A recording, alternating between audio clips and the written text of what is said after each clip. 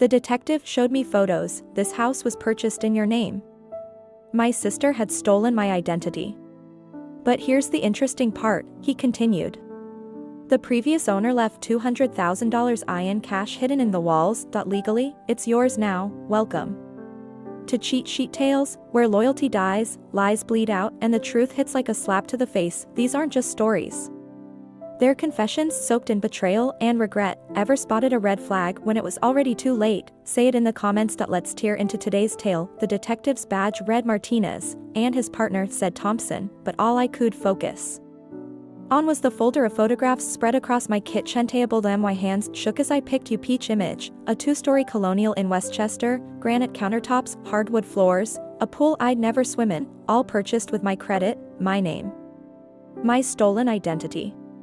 Ms. Reeves, Detective Martinez said gently, when did you last speak with your sister? Thanksgiving, I managed, staring at a photo of the master bedroom where apparently my sister Chloe had been sleeping for the past 8 months. She needed to borrow my laptop to job hunt, said hers was broken. Detective Thompson made a note. And you gave it to her? For an hour, maybe 2. I was cooking, she was in the living room. I trailed off, remembering how grateful she had seemed, how she hugged me and said I was the only family who still believed in her after her bankruptcy. That's likely when she accessed your personal information, Martinez said. We found searches on your laptop for how to apply for a mortgage online and documents needed for home purchase. I laughed, sharp and bitter. She couldn't even Google how to steal from me on her own computer. Actually, Thompson interjected, that was smart. If the searches were discovered, they trace back to you, not her. Made it look like you were researching the purchase yourself. Smart. Chloe had always been smart, valedictorian in high school, full ride to Cornell, the daughter my parents bragged about while I quietly got my nursing degree from community college, but somewhere between the MBA and the third startup failure, Smart had twisted into something else. How did you discover the fraud? Martinez asked. I applied for a car loan last week. Nothing fancy, just a used Honda. They denied me. I pulled up the email on me phone, said I had too much debt, specifically a $450,000 mortgage. I thought it was a mistake. When did you realize it wasn't? When I pulled my credit report and saw the address, 47 Meadowbrook Lane. I drove there yesterday thinking I'd find some stranger who'd stolen my identity. Instead, I saw Chloe's BMW dog in the driveway, the one she told me she'd sold to pay off debts. The detectives exchanged glances. Martinez pulled out another folder, this one thicker. There's more to this case, he said carefully. The house at 47 Brook has an interesting history. The previous owner was Harold Whitman. Heard of him? I shook my head. He died last year. No family. No will. The house went to auction for back taxes. Your sister, or other, you, according to the paperwork, bought it for significantly under market value. Lucky her, I said bitterly. Perhaps luckier than she knew. Martinez pulled out more photos of these. Showed walls with holes cut in them, floorboards pried up, insulation pulled away. Mr. Whitman was what we call a cash hoarder. Depression-era mindset that didn't trust banks. We estimate he hid money throughout that house for 40 years. Hidden money? I blinked. Like in the walls. Exactly like in the walls, also under floorboards, inside fake electrical outlets, behind bathroom tiles. Your sister found some of it during renovations. But here's the interesting part, Thompson leaned forward. She only found about $30,000, but we know this because she's been depositing it slowly into various accounts, trying to avoid CT requirements. CTR, recurrency transaction reports. Banks have to file them for cash deposits over $10,000. She's been keeping it under that limit. So there's $30,000 hidden in the house she stole using my name? Martinez smiled for the first time. No, M. Reeves. According to her investigation and the forensic accountant we consulted, there's approximately $200,000 still hidden in that house. Your sister found one small cache. She has no idea about the rest. The room spun slightly and I gripped the edge of the table. $200,000? Conservative estimate, could be more MR. Whitman sold his plumbing business in 1987 for $500,000 cash. His bank records show he only deposited about $50,000 of it. The rest went somewhere. And since the house is in my name, legally, you own that house and everything in it, Thompson confirmed. Your sister committed identity theft and fraud. The paperwork is technically valid. You're the legal owner. I stood abruptly, needing to move, to process my tiny apartment, the one where I'd lived for 6 years, saving for a house I couldn't afford because my credit was mysteriously ruined, suddenly felt like ASIC. What happens now? I asked. That depends on you, Martinez said. We have enough evidence to arrest Chloe for identity theft, fraud, forgery that she's looking at serious jail time, but we wanted to talk to you first, see if you want to pursue charges. If I don't, then she gets away with it, continues living in my house, eventually. Finds the rest off the money, probably destroys my credit further. And if I do? We arrest her today, the house remains yours legally, you can take possession immediately. I thought about Chloe, my older sister, who taught me to ride a bike, who'd sneak me into R-rated movies, who'd slowly transformed from my hero into someone I barely recognized, the family favorite to who'd somehow become the family failure, one excuse at a time. She has kids, I said quietly. 2 daughters. 7 and 9. The detectives exchanged another look. They're not there, Thompson said gently. They live with their father in Connecticut, have for the past 2 years. Another lie she told everyone. She had split custody, that the girls stayed with her every other week. I'd sent birthday presents to that stolen house, imagining my nieces opening them in their bedrooms. I need to see it, I said suddenly. The house, before I decide anything. Martinez nodded. We can arrange that we'll need to go with you, and Chloe can't know we're coming. Is she there now? Thompson checked his phone.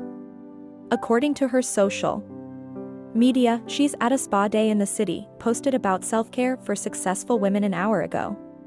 Successful women living in a house bought with her sister's stolen identity. An hour later, we stood in front of 47 Meadowbrook Lane. It was beautiful, white colonial, with black shutters, perfectly manicured lawn, the kind of house I dreamed about while working double shifts and saving every penny.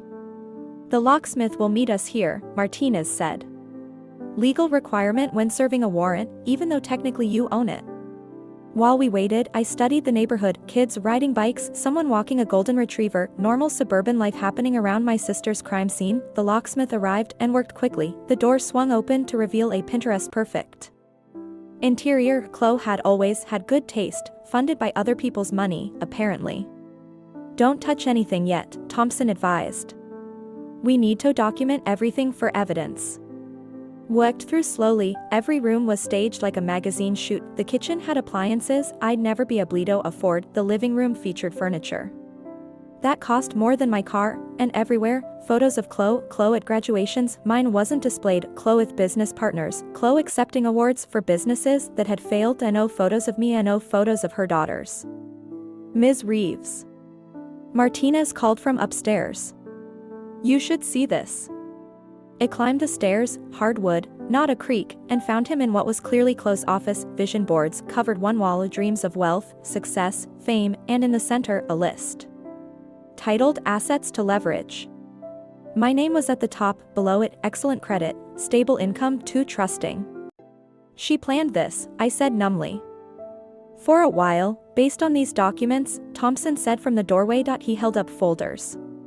She researched your credit score, your savings patterns, even your work schedule.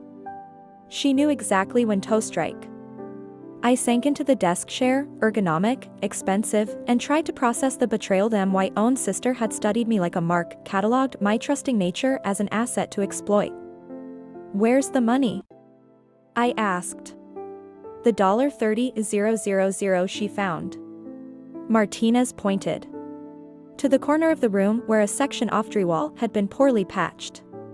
Started there, based on the deposit patterns, she's been finding about $5,000 at a time. And the rest. That's the interesting part. He pulled out a tablet, showing me thermal imaging scans. We had a specialist scan the house yesterday after getting the warrant. See these areas? He pointed to several bright spots on the walls. Those are inconsistencies in the insulation, classic signs of hidden caches, asterisk there are dozens of them. I breathed, 73 to be exact. Your sister found one by accident during renovation. She has no idea she's sitting on a fortune. The irony was delicious. A Chloe, who'd stolen my identity for a house, was living above hundreds of thousands of dollars she didn't know existed. My phone buzzed. Chloe, texting from her spa day, can you loan me $500?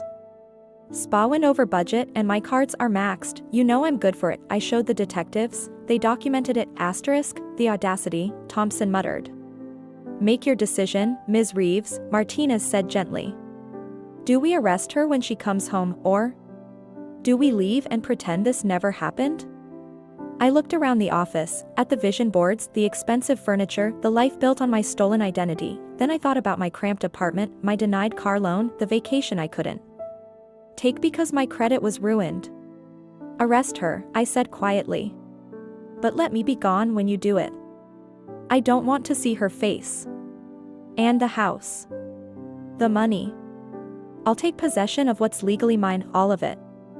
The next 3 hours were a blur, papers signed, locks changed, security system passwords reset, a forensic accountant Araveto oversee the money extraction. They found $47,000 in the first bedroom alone, wrapped in plastic and tucked behind insulation. I sat on the front porch, front porch. As they worked, neighbors walked by. Curious, I wondered what Chloe had told them, probably that she was a successful entrepreneur, not an identity thief living in her sister's name. Phone rang, an unknown number. This is a collect call from the Westchester County Detention Center. I declined and blocked the number. By evening, they'd found $183,000. Still more to go, the specialist assured me. But they needed proper equipmento, get to some of the harder to reach places without damaging the house. My house. What will you do now? Martinez asked as they prepared to leave. I don't know, I admitted.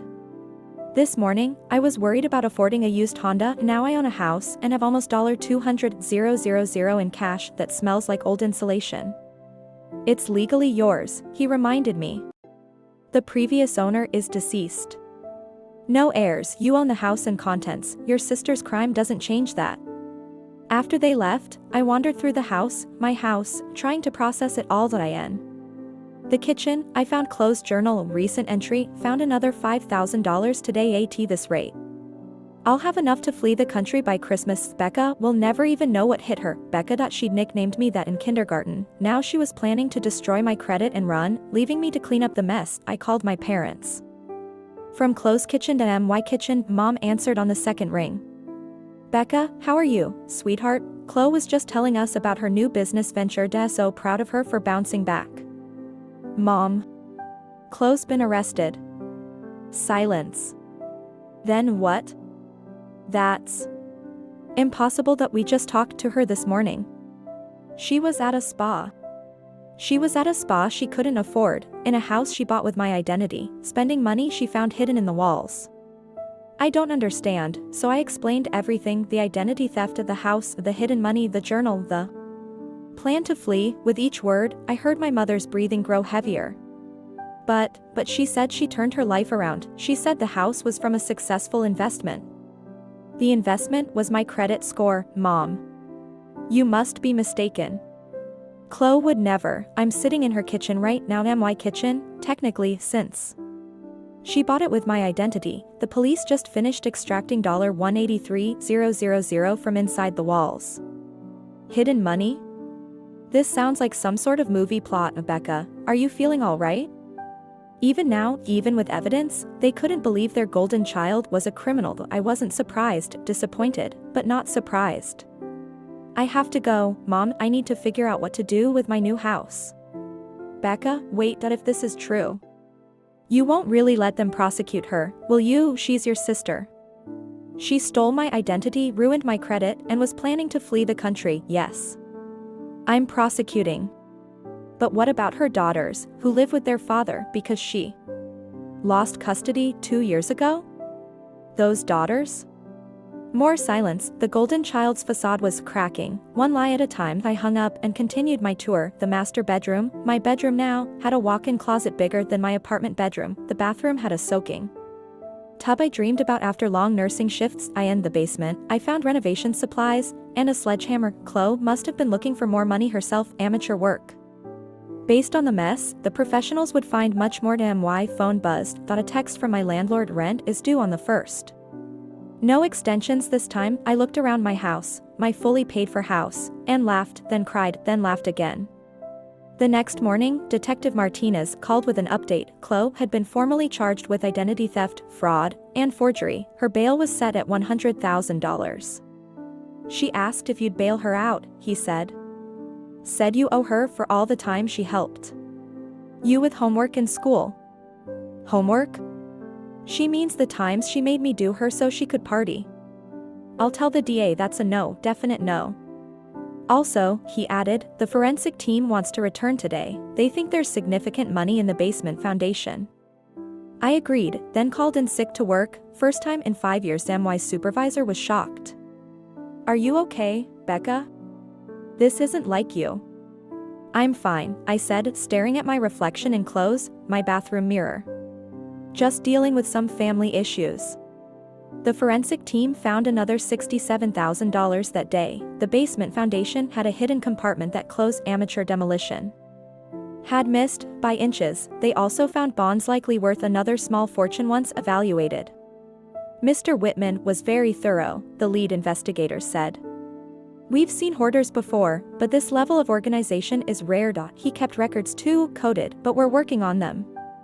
By the end of the week, the total found exceeded $300,000. My sister had lived above a fortune while planning to steal pennies from my future. The legal process moved quickly. Chloe tried to claim I'd given her permission, but the journal entries and her Google searches from my laptop destroyed that defense. The prosecutor said she'd likely get 3 to 5 years. I didn't attend the sentencing. I was too busy moving into my house, setting up the life Chloe had tried to steal. The irony wasn't lost on me. She committed fraud to get this house, never knowing she was sitting in enough legal money to buy it outright. My parents eventually came around, though they still send letters to Chloe in prison. They don't visit me at the house.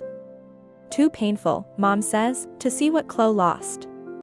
I don't correct her. Chloe didn't lose this house, I gained it. 6 months later, I got a letter from Chloe, not an apology. She's not capable of that. Instead, complaints about prison food and requests for money in her commissary account. At the bottom. Almost an afterthought. Did you ever find anything else in the house? I didn't respond. Let her wonder. Let her spend her nights in a cell thinking about the walls she never checked, the fortune she never found. I kept one photo of us from childhood, before she became the golden child, and I became the mark point too. Sisters on a swing set, laughing. I don't know when she stopped seeing me as family and started seeing me as an opportunity. But I hope she remembers that photo too. The house is different now. I've made it mine. Photos of friends. My nursing degree on the wall. No vision boards about leveraging other people's assets. The money is invested properly, growing legally, secured against any future attempts at theft. Sometimes I walk through the rooms and think about chances. The chance that Chloe chose to steal from me, the chance that she picked that exact house, the chance that Harold Whitman distrusted banks and auto create my unexpected fortune. Mostly, though, I just live in my house, bought with my stolen identity, funded by money me sister never found. Justice has a strange sense of humor sometimes, and occasionally it hides $300,000 in the walls.